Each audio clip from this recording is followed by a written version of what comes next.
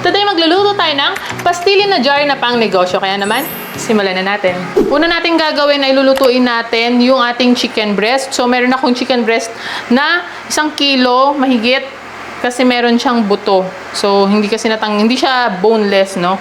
So lagay ko dito sa simmering na water. So yung water naman natin, tansyahan lang yan. Depende sa kailangan madami pa rin yung water kahit mga 1 inch dun sa ating chicken para talagang maluto yung chicken natin. Lalagyan natin ng tanglad para pampatanggal ng lansa. Lalagyan ko din siya ng isang buong small size na red onion. Kinor ko lang yun. Tapos, optional to, kung gusto mo na masipsip na ng chicken yung lasa niya, maglalagay tayo ng seasoning powder, 2 tablespoons yan. Hindi tayo maglalagay ng asin, or hindi ako naglalagay ng asin kapag naglalaga pa lang. Dahil ang tendency kapag naglagay ka ng asin ay magda-dry yung chicken mo. Pakuluin lang natin to ng mga 30 to 40 minutes hanggang sa lumambot yung chicken.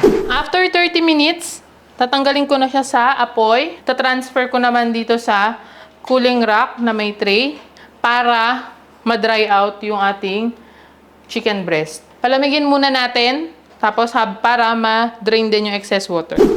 So, ilalagay ko dito yung 1 cup ng vegetable oil. Tapos, isosote ko na yung 2 maliit na sibuyas. Yan, igisa lang natin yan. Tapos, igisa ko na rin dito yung isang bulb ng bawang. Depende, pwede mo namang bawasan kung ayaw mo masyadong mag-garlicky yung flavor. Pero kasi, masarap sa pastil yung may garlic flavor. Very optional itong sili.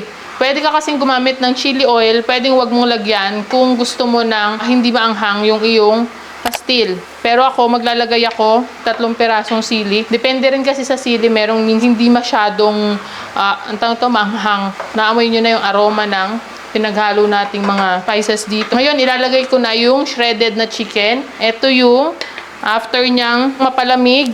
Yan. Tapos ma-dry out lahat ng mga tubig. Shredded ko lang siya ng maninipis. Kung gusto mong mga hibla-hibla lang, pwede rin naman. Yan. Haluin lang natin. Ngayon, lalagay ko na yung 1/2 cup ng soy sauce. Any brand ng toyo ay po pwede. Kung gusto mo naman, half-half, parang tig 1/4 ng soy sauce, 1/4 din ng oyster sauce. Lalagyan ko din siya ng turmeric powder kasi wala akong nilagay na luya dito. So, turmeric powder. 1 teaspoon lang. Haluin muna natin. Ayan, medyo matagal nating lulutuin to ngayon. Gawa ng kailangan mapakrispy natin yung ating chicken.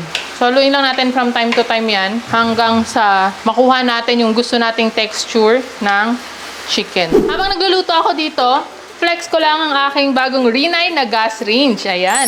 So, makita mo naman, sobrang kampante ako magluto dito. Bakit sasabihin mo, ang dami ng stove ni Miss Nina, no? Pero kasi, syempre, kailangan ko to, lalo na kapag minsan marami akong mga niluluto, tapos kailangan ko ng backup dito. Pero ngayon, ito na yung parang nagiging main ko kasi sobrang sarap niyang lutuan. Biruin mo, ang bilis niyang makaluto.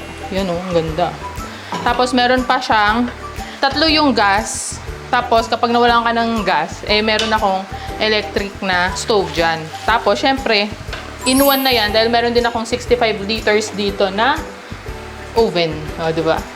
Ayan, at kapag unti-unti nang natutusta ang ating chicken breast, ngayon naman, maglalagay ako ng suka. Ito is pampatagal kasi ng shelf life.